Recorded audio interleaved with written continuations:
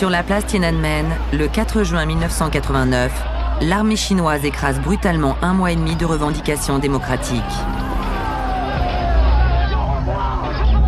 Quand ils ont commencé à tirer, j'étais sûr que j'allais me faire tuer. Le lendemain du massacre, des milliers de manifestants sont arrêtés, jugés, emprisonnés. Des dizaines d'entre eux sont exécutés. Moi, Werkashi, on me voulait mort. Certains, pourtant, échappent mystérieusement à la purge.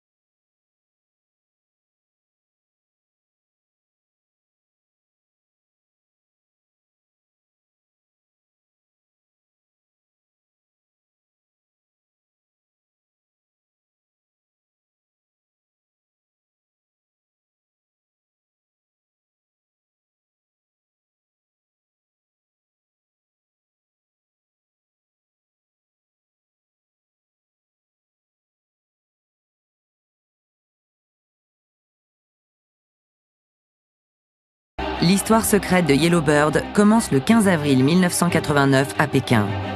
Ce jour-là, le peuple chinois est en deuil. Il vient de perdre le leader des réformes démocratiques, Hu Yaobang, écarté du pouvoir depuis 2 ans pour avoir voulu démocratiser le pays et donner plus de droits et de liberté au peuple chinois.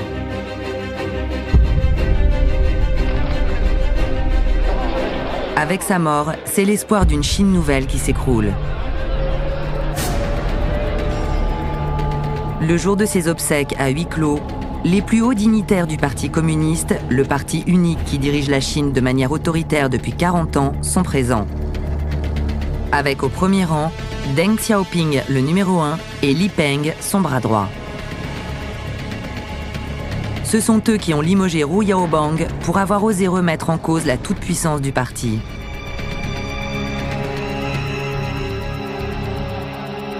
À l'extérieur, une délégation d'étudiants franchit le barrage de police et demande à être reçue pour faire entendre les doléances du peuple.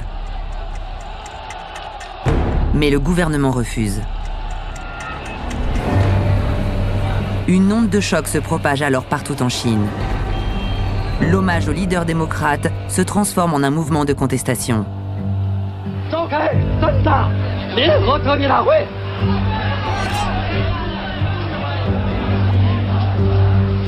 Le bras de fer commence entre le peuple chinois et la ligne dure du Parti communiste.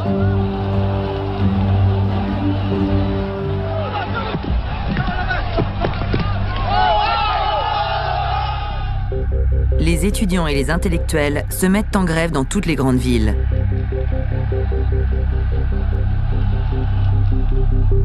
Au centre de la Chine, dans la faculté de Wuhan, un jeune professeur de philosophie, Tsai Changguo, rejoint le mouvement pour protester contre la censure de ses articles et l'arrêt des réformes économiques. Il y a eu une sorte de panique. D'abord, il y a l'inflation, le prix monte considérablement. On était étonnés de voir dans ma ville, des gens font la queue devant la banque pour retirer l'argent. C'était choquant, on était bouleversés. À 34 ans, Tsai Changguo est un jeune homme épanoui. Père de famille, très proche de ses parents et de ses frères et sœurs. Il est en train d'écrire son premier livre quand il sent le vent tourner. On a un sentiment qu'on est dans le tournant de l'histoire de Chine.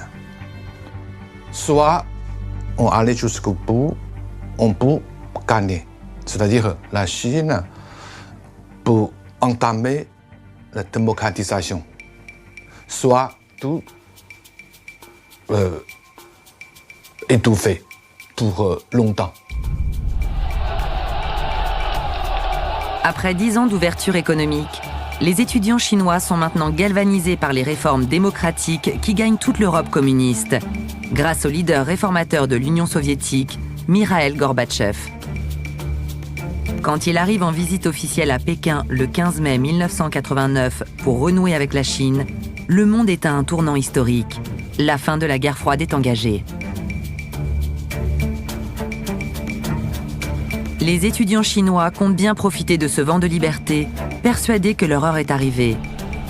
Ils décident d'occuper la place Tiananmen, le centre névralgique du pouvoir. Le mouvement se structure et des leaders apparaissent comme Wer Kaishi, un jeune étudiant de 21 ans. Il vient d'entrer dans l'une des plus prestigieuses universités de Pékin.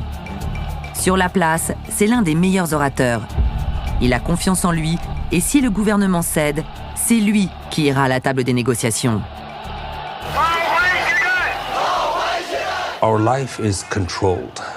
Notre vie tout entière est contrôlée par le Parti communiste chinois. Comment penser? Comment se positionner dans le monde? Comment interpréter les orientations du parti?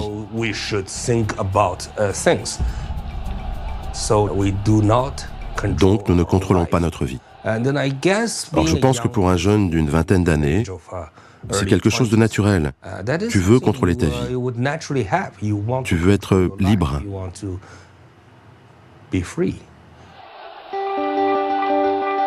Grâce à leur slogan et à leur détermination, Wer Kaishi et ses amis réussissent à convaincre ouvriers et travailleurs indépendants de rallier le mouvement.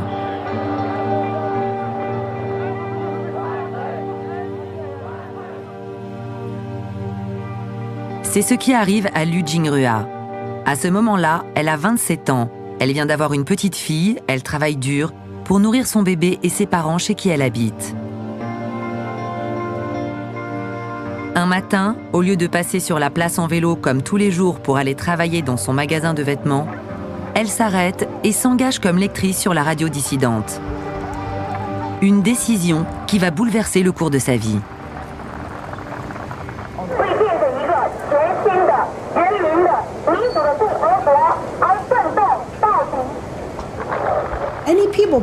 Tous ceux qui passaient à vélo pouvaient nous entendre grâce aux haut-parleurs. On avait une émission très populaire, vraiment très populaire sur les événements.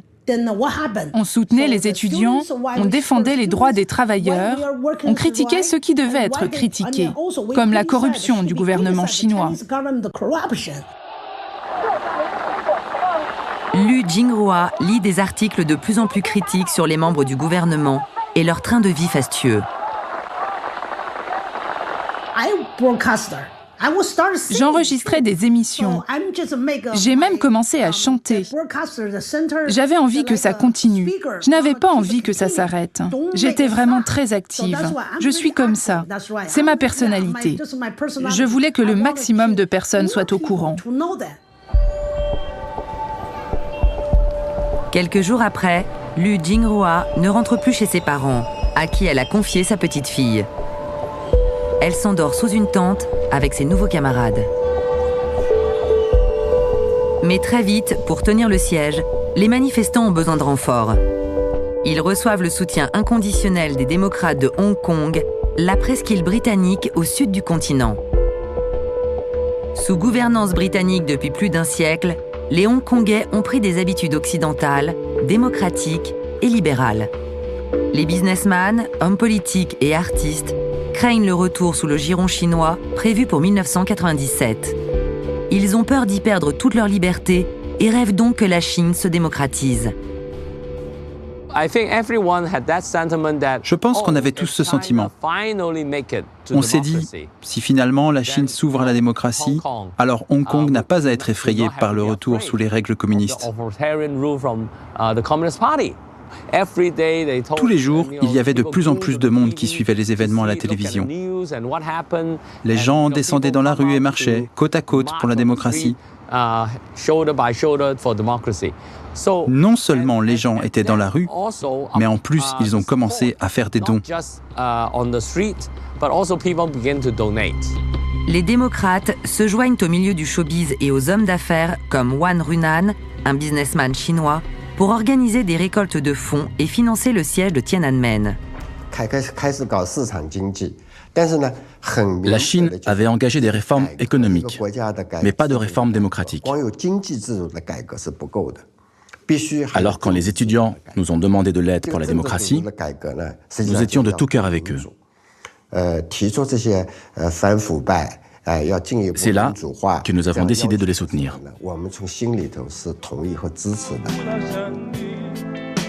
En une nuit, lors d'un concert organisé par le célèbre producteur de cinéma John Sham, les démocrates de Hong Kong récoltent 2,5 millions de dollars qu'ils apportent eux-mêmes aux étudiants sur la place.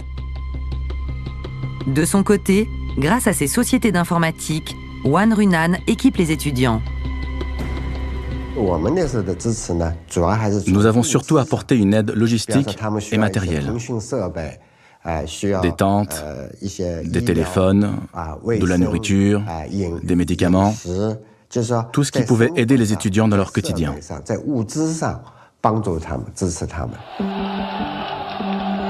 Des milliers de citoyens campent maintenant sur la place Tiananmen face au pouvoir.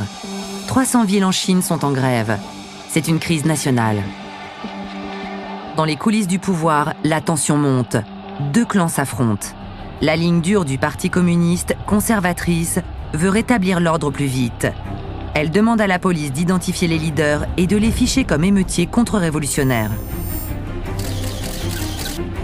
Alors que le clan des réformateurs, dont fait partie Yen Jiaqi, un jeune intellectuel promis à un brillant avenir, cherche à calmer le jeu et à jouer les intermédiaires avec les étudiants.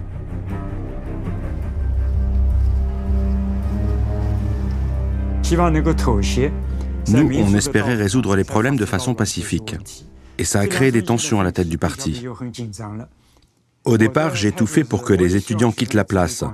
Et puis j'ai changé d'avis.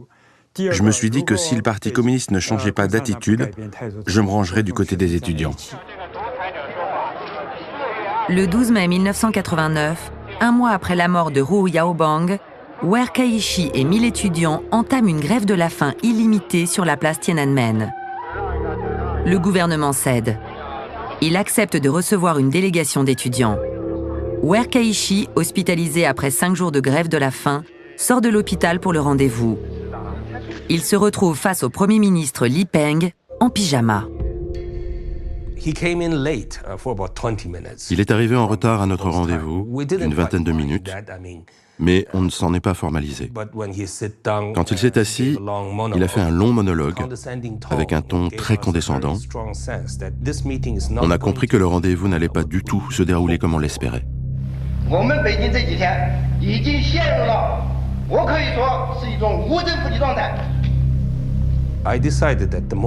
À ce moment précis, j'ai décidé que si nous n'arrivions pas à obtenir ce que nous voulions, nous devions saisir l'opportunité pour faire passer un message aux téléspectateurs chinois à travers cette émission.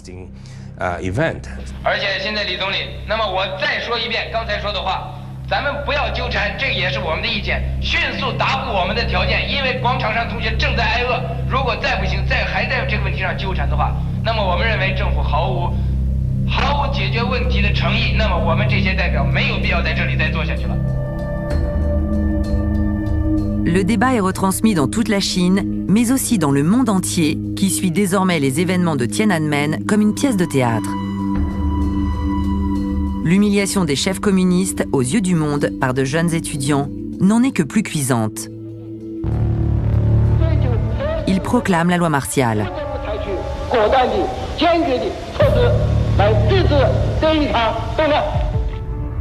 L'armée, ses chars et ses soldats prennent position autour de la capitale. Ils peuvent intervenir à tout moment si les étudiants ne quittent pas la place. Yen Jiaqi, le réformateur, prend la décision la plus importante de son histoire. Alors qu'il mène une vie tranquille avec sa femme et son fils de 15 ans, il quitte le pouvoir pour rejoindre les étudiants sur la place. Désormais, pour le gouvernement, il fait partie des émeutiers. J'étais très inquiet par la loi martiale. Et le soir même, j'ai écrit une déclaration qui disait « Deng Xiaoping est un dictateur, il doit démissionner ». Dès lors, si vous voulez, que vous avez 200 000 soldats et avec un équipement démesuré, des tanks, pas des matraques, des tanks, aux quatre coins disséminés un peu comme un jeu de Go. Là, il n'y avait pas de solution hors le bain de sang le plus répugnant qui soit. Quelques jours après la loi martiale, Deng Xiaoping a pris sa décision. Nous sommes le 3 juin 1989. Il ordonne aux soldats de reprendre le contrôle de la ville et d'évacuer la place Tiananmen. Les Pékinois descendent dans la rue pour aider les manifestants à construire des barricades. Ensemble, ils brûlent des cars publics pour faire barrage aux tanks. Mais les soldats commencent à tirer sur la foule. J'étais en train de donner une conférence sur la place, quand l'armée a commencé à tirer dans les rues, juste derrière. Pour toute une génération, le rêve chinois se transforme en cauchemar.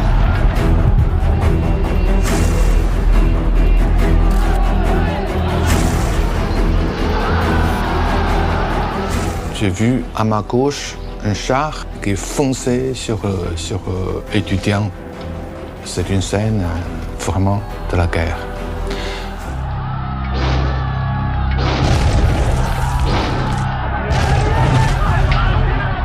C'est comme dans le film, c'est vraiment surréaliste.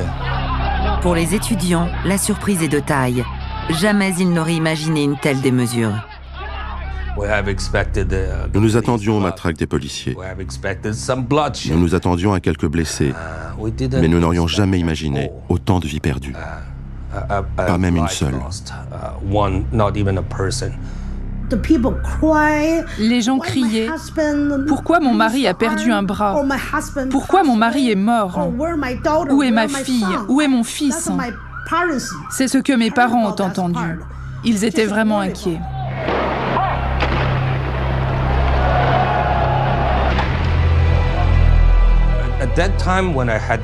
À cet instant, quand j'ai eu un moment pour réfléchir, je me suis dit, c'était impossible de s'échapper d'un massacre d'une telle ampleur.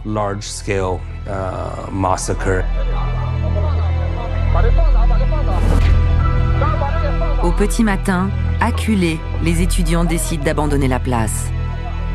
Je me souviens de mon état d'esprit, désespéré, aucune réaction. J'attendais qu'une balle me touche.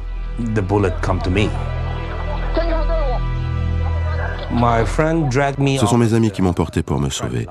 Ils ne voulaient pas que je sois tué en première ligne.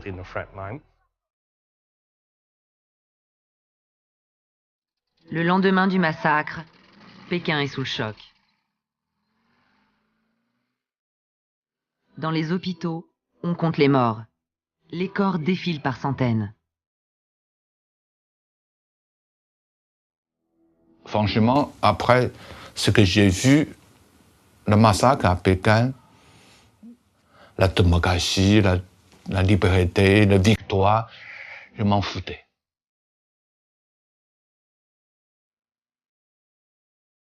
Alors que la répression continue dans plusieurs villes en Chine, le monde entier découvre avec stupeur les images du carnage. Et un pays groggy en état de siège.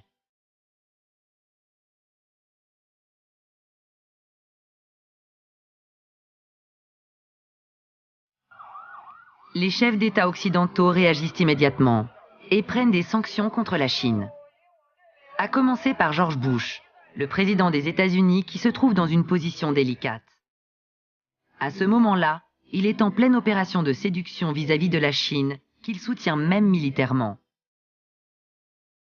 The United States cannot condone the violent attacks and cannot ignore the consequences for our relationship with China, which has been built on a foundation of broad support by the American people.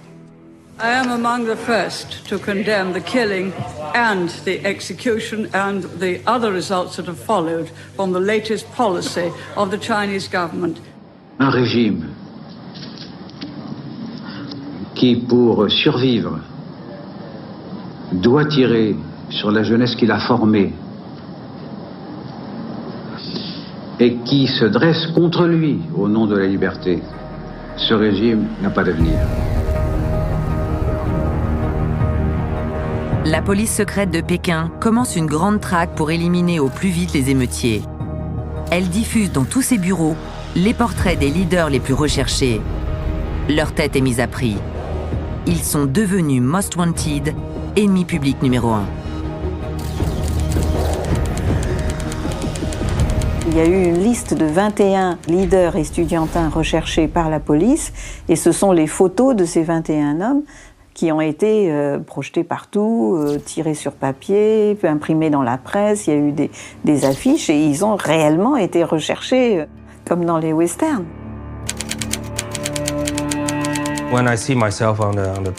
Quand j'ai vu que j'étais en haut de la liste, j'étais le numéro 2, je me suis dit, ok, je vais servir d'exemple. Ils vont vraiment essayer de m'arrêter par tous les moyens. La rumeur disait même à Pékin qu'ils ne voulaient pas m'arrêter vivant.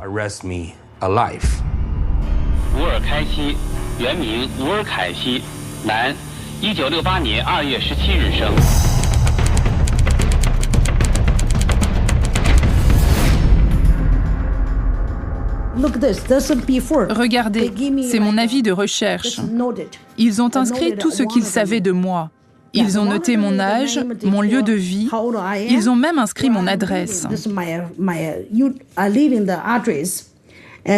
Ils ont aussi marqué que j'avais un visage rond et aussi la couleur de ma peau.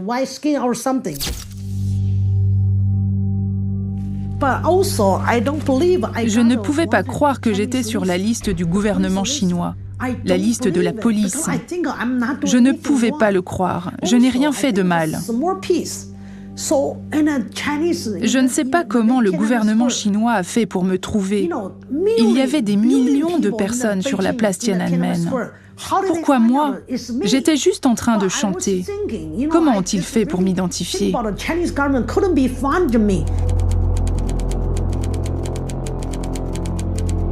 Très vite, une seconde liste circule, celle des intellectuels accusés d'être les cerveaux de la rébellion. J'ai été inscrit sur la liste noire du gouvernement. J'ai donc dû quitter la Chine. On n'avait pas peur de se faire arrêter, mais plutôt de se faire abattre sans que personne ne le sache. Tsai Chang-kuo est prévenu par un ami proche de la police qu'il doit lui aussi se cacher. Une quarantaine de policiers est à ses trousses. C'est ça, la Chine, c'est que quand le Parti communiste décide que tu sois ennemi, tu es son ennemi. Pas de choix. Très vite, la résistance s'organise du côté des démocrates de Hong Kong. Après avoir soutenu les étudiants dans leur mouvement, ils décident de les aider à échapper à la police chinoise. Ils organisent un grand rassemblement populaire pour condamner le massacre et se réunissent en marge, en comité d'urgence, pour définir les contours d'une opération secrète de sauvetage. Hong Kong doit devenir la porte de sortie pour les fugitifs, la plaque tournante d'un extraordinaire réseau d'exfiltration. Nom de code, Yellowbird. À la tête du réseau, parmi les hommes clés, John Sham, le célèbre producteur de cinéma. Martin Lee, un jeune avocat démocrate. Révérend Shu, un pasteur très discret. Et Albert Ho, cofondateur de l'Alliance de soutien au mouvement de Tiananmen.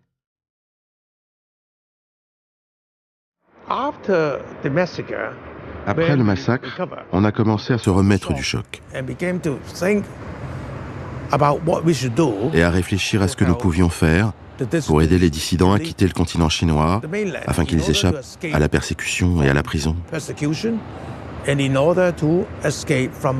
Mais nous, les démocrates, nous vivions tous à Hong Kong. Nous n'avions pas de réseau en Chine. Alors, qu'est-ce que nous pouvions faire? John Sham active ses réseaux. Il profite des connexions qui existent entre le showbiz hongkongais et le milieu des contrebandiers présents partout en Chine pour organiser le rapatriement des fugitifs vers Hong Kong. Les triades chinoises, persécutées depuis toujours par le gouvernement, réagissent aussitôt et se mettent au service de Hong Kong.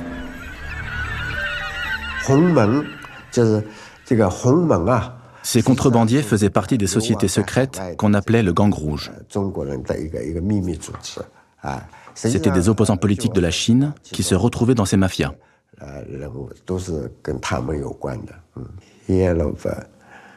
L'opération Yellowbird, Oiseau jaune, aurait dû s'appeler opération Oiseau rouge.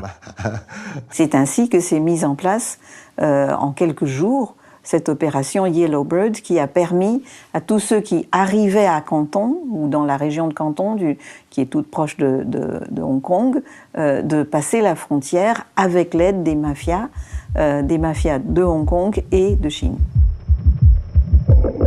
Du jour au lendemain, les bases du réseau d'exfiltration sont posées. Étape numéro 1, rapatrier les dissidents vers le sud de la Chine. Étape numéro 2, leur faire traverser la mer jusqu'à Hong Kong. Et enfin, dernière étape, les sortir de Hong Kong par avion vers un pays étranger. Une course contre la montre commence.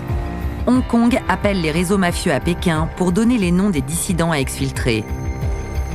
Les hommes de la mafia utilisent leurs moyens les plus sophistiqués pour brouiller les pistes de la police et entrer discrètement en contact avec les dissidents afin de leur donner les premières instructions.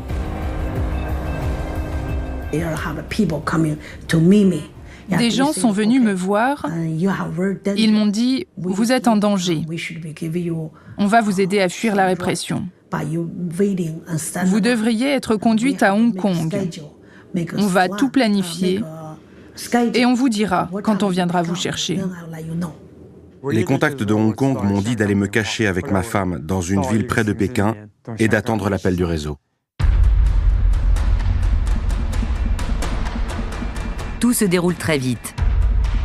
Dès le lendemain du massacre de Tiananmen, Yellowbird organise déjà l'exfiltration de Wer Kai-shi.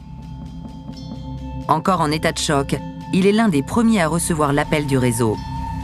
Un homme lui donne rendez-vous et lui explique qu'il va quitter Pékin par le train. La gare de Pékin, à ce moment-là, était probablement un des endroits les plus surveillés de Chine. Il y avait plus de soldats et de policiers que de voyageurs. Mais on devait réussir à monter dans un train, quelle que soit sa destination. Si un train quittait Pékin, on devait être dedans. Alors nous avons profité d'un contrôle de passeport pour nous jeter dans un wagon, et puis nous avons réalisé qu'il allait dans le sud. Donc on allait dans le sud. Pendant ce temps à Pékin, l'étau se resserre autour des fugitifs. La police diffuse les images des premiers procès et des premières exécutions. Un appel à délation est placardé dans les rues, avec de fortes récompenses et des lignes directes pour contacter la police. Lu Jingrua échappe de peu à une descente de police chez ses parents. 30 personnes ont débarqué chez nous. Ils étaient armés. Ils frappent à la porte, ils fouillent dans le grenier et puis sur le toit. Ils regardent sous les lits, dans toutes les pièces et ils fouillent tous les placards.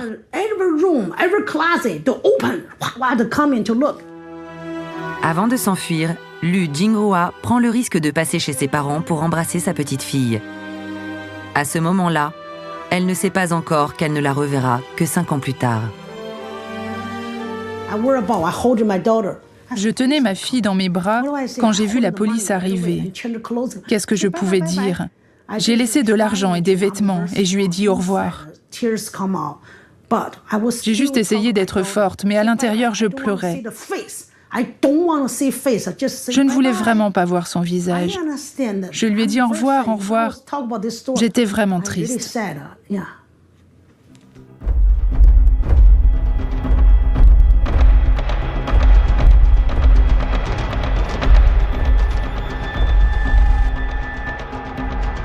Grâce aux hommes du réseau, Tsai Chang-kuo a déjà quitté sa ville natale, Wuhan, ses parents et sa famille.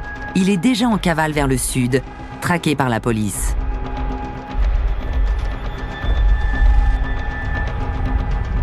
police de Wuhan, police de Guangzhou sont venus. Plusieurs dizaines encerclés la maison de mon ami. Heureusement, j'étais chez quelqu'un d'autre, et pas loin. Donc on change le logement tous les jours. On n'avait pas vraiment peur quand on était sur place, mais quand on s'enfuit pour sauver ma propre peau, ça, on a peur, mort de peur.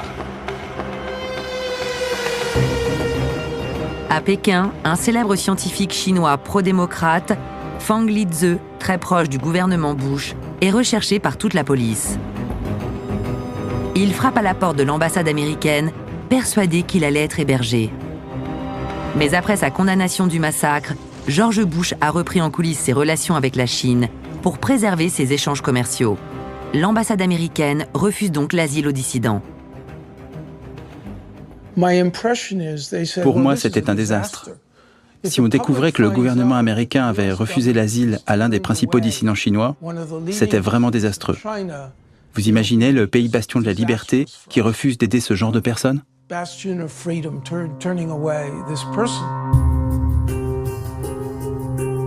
L'ambassadeur des États-Unis, un ancien de la CIA, décide finalement de cacher le scientifique chinois. William Stanton est chargé de veiller sur lui, mais les Chinois l'apprennent et organisent des représailles. Il y a eu un incident avec les soldats de l'armée populaire, environ 3 jours après le massacre de Tiananmen. Ils ont tiré dans la rue des ambassades, on est allé dans les appartements, l'armée a dit que les soldats ont tiré en l'air, mais il y avait des snipers. Les balles sont passées à travers la bibliothèque. On pouvait deviner les trajectoires des balles.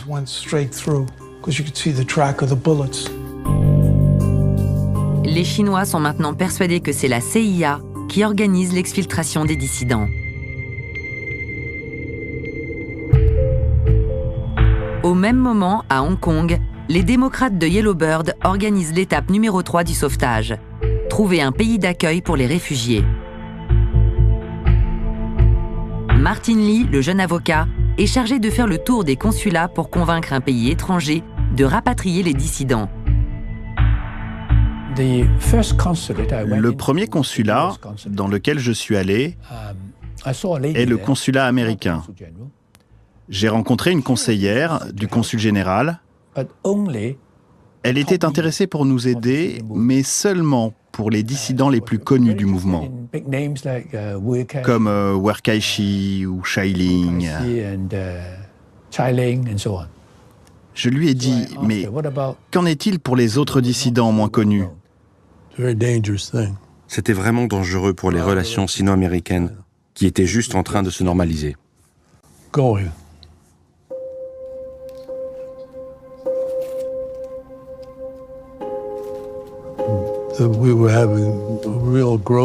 On pouvait espérer une belle croissance des échanges commerciaux.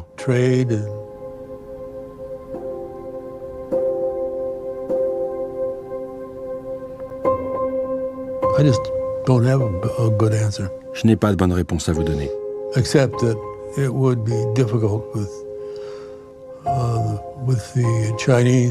À part que ça aurait été difficile à gérer avec les Chinois si on avait commencé à exfiltrer des dissidents. Impossible pour le consul américain de prendre une telle décision. Il n'aurait pas été couvert par son gouvernement. Ils m'ont clairement donné l'impression que les dissidents n'étaient pas les bienvenus aux États-Unis. Alors je me suis levé et je suis parti. Après 2 jours de périple pour traverser la Chine, Werkaishi arrive au sud, tout près de la frontière avec Hong Kong. Mais il se retrouve face à un barrage de police. Pour traverser le barrage de police, nous avons décidé, enfin, les membres du réseau qui conduisaient des voitures très rapides, ont décidé d'utiliser 2 voitures. La première voiture devait foncer sans s'arrêter pour que la patrouille des gardes-frontières la prenne en chasse avec leur unique véhicule. Moi,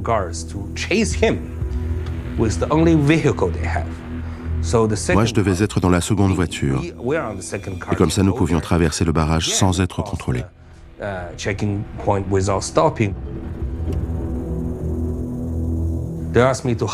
Ils m'ont demandé de me cacher dans le coffre de la voiture. Mais ils avaient oublié que nous étions en juin. Et en juin, au sud de la Chine, il fait très chaud. Et dans un coffre sans air conditionné, c'était l'enfer. 20 minutes après, quand ils ont ouvert le coffre, je m'étais évanoui.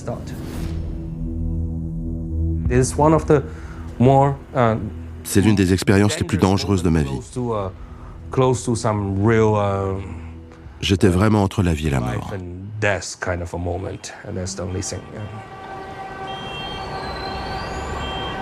Une fois rapatriés sains et saufs au sud de la Chine, les dissidents sont cachés dans les appartements du réseau. Les plus chanceux dorment dans les hôtels confortables réquisitionnés par la mafia. Les autres, dans des chambres d'étudiants, cachés sous des lits à même le sol. Ils attendent les instructions pour franchir l'étape la plus dangereuse, passer la frontière entre la Chine et Hong Kong. À Hong Kong, chez les démocrates de Yellowbird, le temps presse. Les premiers dissidents vont arriver d'un jour à l'autre. La police secrète est sur leurs traces et rien n'est encore organisé pour leur exfiltration vers l'étranger. Pour l'instant, tous les Occidentaux refusent de prendre le risque de créer un conflit ouvert avec la Chine. J'ai appelé quelqu'un que je connaissais bien, un diplomate français, Jean-Pierre Montagne. Il est immédiatement sorti de son bureau pour me rencontrer dans la rue et je lui ai dit « Nous avons besoin d'aide, parce que quand nous aurons rapatrié les dissidents à Hong Kong, il nous faudra un gouvernement étranger qui accepte de les accueillir. » Il m'a expliqué que les Australiens, les Canadiens et les Américains les faisaient lanterner et que par conséquent, on était la seule solution possible, qu'il fallait absolument envisager d'envoyer ces dissidents en France, parce que sans ça, ils ne pourraient probablement pas rester à Hong Kong. Évidemment, la réponse immédiate a été oui, enfin, réponse immédiate, c'est-à-dire sans prendre le temps, mais quand on connaît un petit peu les lourdeurs de l'administration, on est prudent, et on se dit qu'il vaut mieux prendre une décision ou un risque administratif, plutôt que de repousser ça. Je me souviens que le consul français a vraiment été le seul à bouger. Jean-Pierre Montagne prend une décision qui va changer le cours de l'histoire. À Hong Kong, il est le seul diplomate à oser prendre un tel risque. Sur le plan personnel, sa carrière est en jeu. Sur le plan diplomatique, la France peut payer cher cet engagement. Avant de prévenir sa hiérarchie, il met dans la confidence François Fensterbank, l'attaché de presse du consulat. Il y avait un SOS auquel on pouvait ou non répondre. On a répondu spontanément. Ça allait dans le sens de mes convictions les plus profondes. Je préfère une vie humaine à un tank. On prend une décision pareille parce qu'on écoute son cœur d'une certaine manière, et puis on écoute un petit peu le sens de l'histoire aussi. Le soir du 4 juin, Mitterrand avait fait une déclaration très mitterrandienne et très, très belle, disant « Un régime qui tire sur sa jeunesse n'a pas d'avenir ». Ce qui était fort bien dit. Ça a été un peu notre justification. Si Mitterrand dit ça, alors il peut nous couvrir et absoudre nos crimes qui n'en sont pas, ma foi. Pour les démocrates hongkongais, l'engagement des Français est une première victoire. Yellowbird compte un nouvel allié, un allié occidental. Le réseau est presque opérationnel.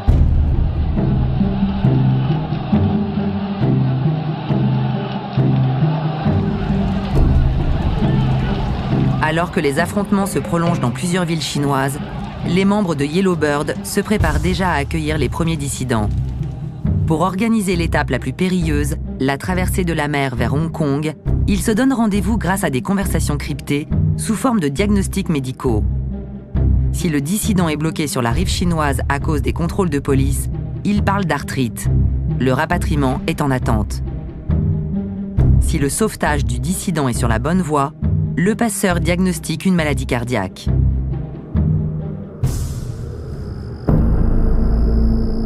Après un périple de 2000 km, Wer Kai-shi attend le signal lumineux du bateau qui doit le sortir de Chine. Son rapatriement a échoué 2 fois de suite. J'ai appris plus tard que ça devait être la dernière tentative. C'était devenu vraiment très dangereux. Parce que les gardes-côtes avaient compris que j'essayais de passer la frontière. Et ils avaient déployé tous leurs moyens pour surveiller. Même des hélicoptères. Donc il fallait que ça marche. 21h, aucun bateau. 21h30, aucun bateau. 10h, toujours pas de bateau. Mais à 10h35, j'ai vu le signal du bateau apparaître dans la nuit. Et je me suis dit, enfin, ce sont eux. J'étais tellement content que j'ai oublié de renvoyer le signal. Zut, j'ai oublié le signal. Donc je le refais, et ils me répondent. Je commence à entrer dans la mer pour nager vers le bateau. Et à ce moment, je me suis retourné pour regarder vers la Chine. Et je me suis dit en commençant à nager que c'était peut-être la dernière fois que je touchais le sol chinois.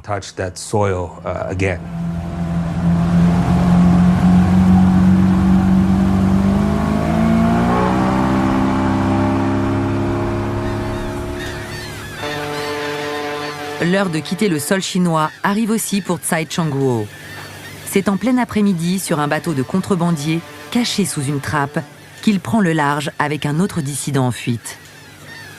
C'était le mois juin, Shenzhen, c'est vraiment, il faisait terriblement chaud, il faisait beau, le soleil.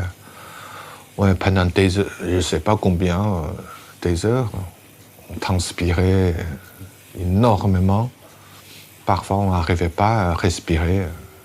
On cherchait le trou sur le mur. On crut presque arriver à Hong Kong. Mais le capitaine de bateau nous criait « La police va arriver, il va arrêter mon bateau. Il faut vous jeter sur la mer. Pas le choix. Sinon, tout le monde s'est foutu. »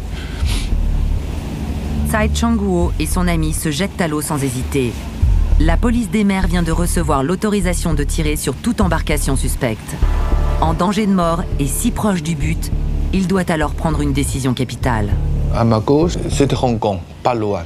Mais il y a un bateau militaire chinois qui garde le côte de Hong Kong. On ne peut pas passer là-bas. Donc on nageait à l'autre côté, c'est-à-dire la Chine. C'est très loin, mais pas le choix. L'armée était aussi à leur trousse. Donc, d'un côté, il y avait les barques de pêcheurs qui fuyaient vers Hong Kong. De l'autre, il y avait les gardes-côtes qui les surveillaient. Donc, ça a été un moment, c'était une grande aventure. C'était très tendu, très dangereux. On nageait, je crois, pendant 4 heures, 5 heures. Ouais, dans un moment donné, on était épuisés. On n'arrivera jamais sur la terre. Mais je pensais, si je suis mort, je meurs. Alors, comme il fait chaud, mon cadavre, ça sera gonflé, puant. C'est pas beau. Mes parents seront très, très tristes. Non, même pour mes parents, il faut vivre. Les espions chinois tentent d'infiltrer le réseau. Ils commencent à dresser des embuscades. Lu Jingrua est coincé au sud de la Chine. Les passeurs qui devaient l'escorter sont tombés. Il y a eu 2 membres du réseau d'exfiltration qui ont été arrêtés.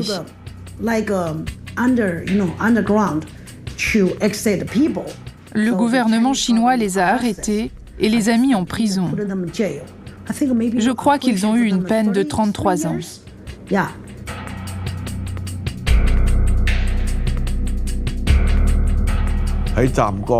Plusieurs membres du réseau sont tombés. Ils avaient rendez-vous dans un hôtel pour exfiltrer des dissidents. Mais c'était un piège. La police les attendait. Ils ont été arrêtés.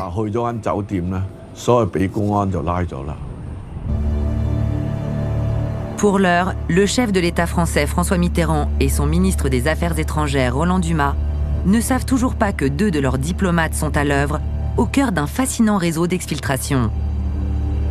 Le vice-consul, Jean-Pierre Montagne, dit JP, doit aviser sa hiérarchie au Quai d'Orsay à Paris au plus vite.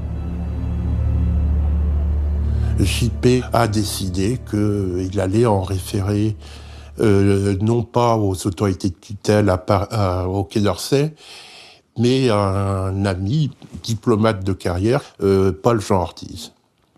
C'est lui, si vous voulez, qui, au niveau parisien, et avec un courage digne de respect, a pris la décision de donner son feu vert, sans passer par la voie hiérarchique. Jean-Pierre Montagne compte sur le réseau de sinologues qui travaillent au Quai d'Orsay pour le soutenir, et ça marche. Le réseau s'active. Il obtient un soutien tacite au plus haut niveau. Tout le monde était au courant. Ils attendaient que ça se passe, mais il n'y a jamais eu de... Enfin, je n'ai jamais entendu le moindre reproche. Au contraire. Dès lors qu'il n'y avait aucune réaction officielle et critique négative du Quai d'Orsay, on a pris ça pour un feu vert implicite. Dans le plus grand secret, une association est créée dans la foulée à Paris pour assurer l'accueil des réfugiés. Nom de code, Alice, association de liaison des intellectuels chinois en exil. Une poignée de sinologues avertis est appelée par le Quai d'Orsay pour participer au réseau.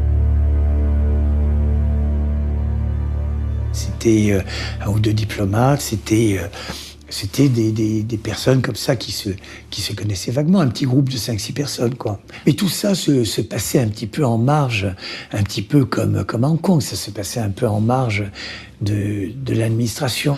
Parce que, encore une fois, comme un autre ministre des Affaires étrangères le disait si bien, la discrétion est la condition nécessaire de l'efficacité. Alice va devenir la branche française de Yellowbird. Sa mission, récupérer les dissidents à l'aéroport et leur trouver des logements discrets en attendant qu'ils puissent réapparaître au grand jour. Ce groupe a été financé par le Quai d'Orsay. J'avais donné des ordres, oui. Oui, on ne pouvait pas ignorer un événement comme celui-ci. Au Quai d'Orsay, il y a des fonds secrets. Il faut qu'ils servent à quelque chose. Il faut les loger quand ils viennent. Et donc, c'est pas facile. La vocation du Quai d'Orsay, c'est pas d'être boutiquier ou agent immobilier. Donc, il faut trouver des solutions avec des spécialistes qui veillent sur eux, sur l'implantation, leur installation. Alors que la filière française de Yellowbird se prépare à recevoir ses premiers dissidents, à 15 000 km de là, en pleine nuit, les membres du réseau accueillent enfin les premiers fugitifs sur le sol de Hong Kong. Wakassi, l'un des rares à être arrivé sur l'un de ces bateaux rapides qui étaient des bateaux de contrebande et qui allaient plus vite que les gardes-côtes hongkongais. On l'a récupéré dans un petit port. On avait vraiment l'impression de martiens débarquant sur la Terre et ils étaient pas en phase. ils étaient vraiment touchants parfois. Je pense à Yen Tiachi, grand universitaire s'il en est, qui arrivait avec une casquette de baseball sur laquelle il était écrit Tiananmen, si vous voulez, qui était la casquette du mouvement, parce qu'ils avaient sorti, comme d'autres sortent des t-shirts, ils avaient sorti des casquettes du mouvement Tiananmen. Et le type arrive avec sa casquette Tiananmen, si vous voulez, aux petites heures du matin. Donc c'était pas très discret. Le risque encouru, ça aurait pu être, au cours d'une de ces opérations, de se faire tuer ou que sais-je, moi, blesser, nous, et que le dissident en question soit maîtrisé par des services secrets chinois.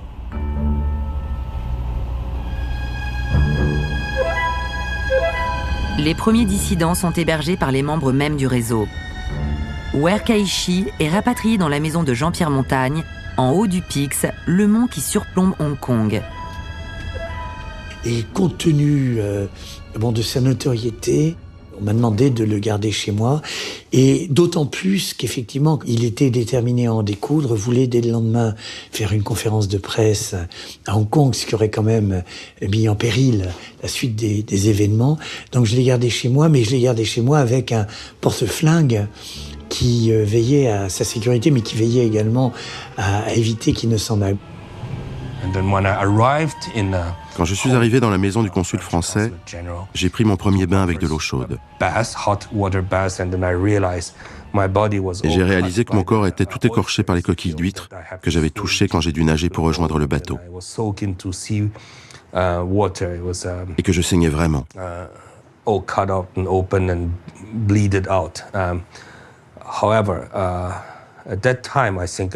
Mais à ce moment-là, je me suis senti pour la première fois depuis longtemps en sécurité. Et en même temps, perdu.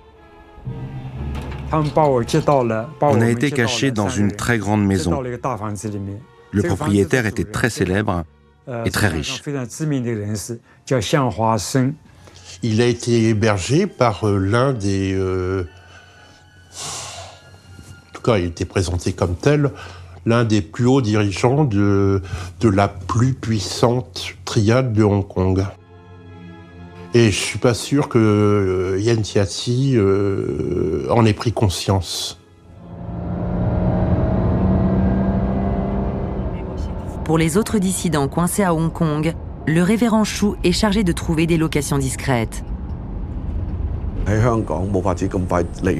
J'ai été chargé de trouver des endroits sûrs pour héberger les dissidents bloqués à Hong Kong. Je m'occupais de leur quotidien et quelquefois, je leur donnais des conseils pour soulager leur stress, leur angoisse par rapport à leur avenir et à leur exfiltration. Pour les dissidents, le séjour à Hong Kong est un moment de répit, mais aussi de questionnement avant la dernière étape, le passage de la douane et le départ vers la liberté.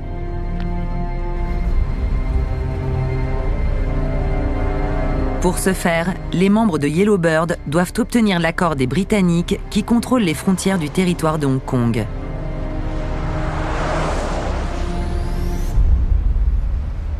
Ce qui était important, c'était de convaincre les Britanniques de jouer le jeu. Donc je suis allé voir cet ami qui était l'adjoint du conseiller politique du gouverneur, en lui disant, voilà, j'ai chez moi Wer Kai-shi. Donc de deux choses l'une, soit il sort, il fait une conférence de presse, soit on trouve une solution pour l'exfiltrer, pour le faire partir en France. En bon spécialiste de la Chine, les Britanniques comprenaient que l'essentiel c'était surtout de ne pas faire perdre la face aux Chinois eux-mêmes, c'est-à-dire de ne pas montrer que tous ces dissidents étaient passés par Hong Kong. Et donc c'est mis en place pour plusieurs mois un système, une organisation qui a impliqué immédiatement la Special Branch. Un agent de la Special Branch, les services secrets britanniques, est aussitôt convié à une réunion secrète dans la maison même du consul de France. John Sham, Martin Lee, Jean-Pierre Montagne et François Fensterbank se retrouvent ici pour mettre au point leur stratégie. La Special Branch était à ce moment-là informée, il y avait un protocole extrêmement rigoureux de l'identité de l'intéressé, mais également de l'identité sous laquelle nous allions le faire partir. Les 2 diplomates français sont chargés de fournir les faux papiers. Nous donnions à l'intéressé un laissez-passer pour français. Vous savez, le laissez-passer, c'est un document qui porte la photo de son titulaire, qui donne un nom fantaisiste en l'occurrence, et qui explique que l'intéressé a perdu son passeport, mais qu'il est français. Donc ça, c'était pour lui permettre de quitter Hong Kong. Pour fabriquer de faux laissez-passer, François Fensterbank photographie les réfugiés en prenant quelques précautions. Bon, certains d'entre eux avec une allure un peu quand même typée, quoi. Typée, le chinois de service, bon, pas la casquette verte ou le bleu de chauffe, mais pas loin en tout cas.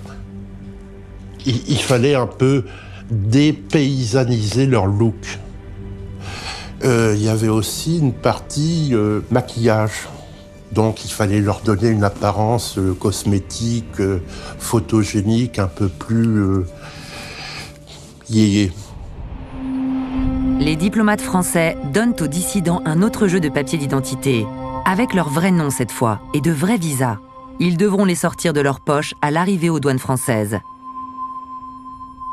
Le jour de leur départ, pourtant, Yen Jiaqi et sa femme hésitent à partir. Le réseau n'a pas encore pu rapatrier leur fils, qui est resté coincé à Pékin.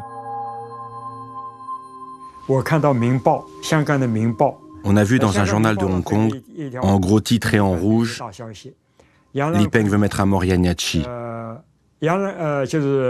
On a réalisé qu'on n'avait plus le choix. On est donc parti le jour même. On était très tristes. On savait on doit partir dans quelques jours. La seule chose, je me souviens, c'est que je restais devant la fenêtre, regardais la montagne en face, je croyais, en pensant que c'est la montagne de Chine. Je pleurais. Je n'ai pas voulu quitter de Chine. Toute ma famille, tous mes amours, toute ma carrière est là. Je n'ai jamais pensé de quitter de Chine. Je n'ai pas vraiment voulu quitter de Chine. C'est pour ça que j'ai pleuré longtemps. Le jour J, un agent des services secrets britanniques récupère les réfugiés les plus connus pour un dernier briefing. On nous a donné à mon épouse et à moi des uniformes de policiers de Hong Kong. Et on a pu se déguiser pour passer la douane et monter dans l'avion.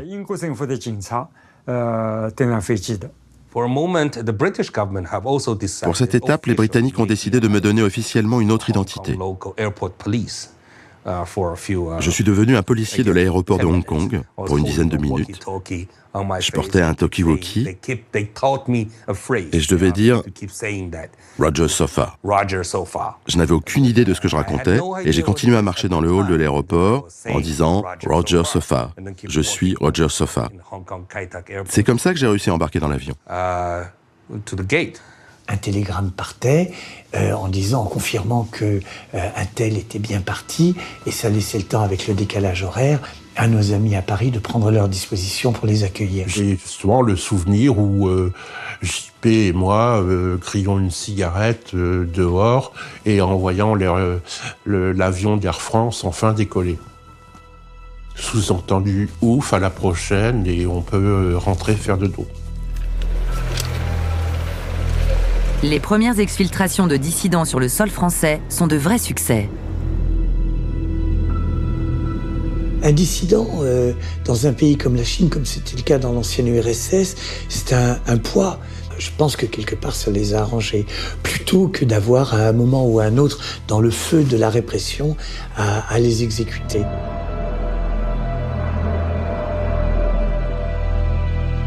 À leur atterrissage à Paris, ils sortent de leur poche leurs nouveaux papiers.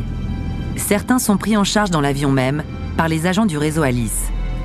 D'autres sur le tarmac par des membres des services secrets français. Arrivé en France, on a fait un esprit vraiment bizarre. on est vivant. Voilà, ça c'est important. On n'était pas sensible. Qui sont-ils, l'on accueille, c'est le vie, voilà, c'est Paris, un paysage,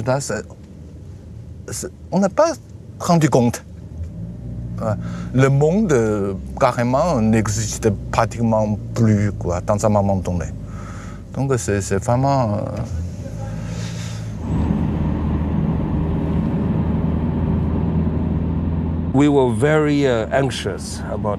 On était très inquiets pour nos amis restés en Chine. On essayait de savoir combien d'entre eux étaient morts. Et en même temps, quand on entendait la mauvaise nouvelle qu'un ami avait été arrêté, c'était un sentiment très étrange. On était triste, mais en même temps soulagé, car on savait qu'il n'avait pas été tué. En atterrissant sur le sol français, les fugitifs de Tiananmen sont devenus des réfugiés politiques. Leur vie n'est plus en danger, mais ils doivent rester cachés.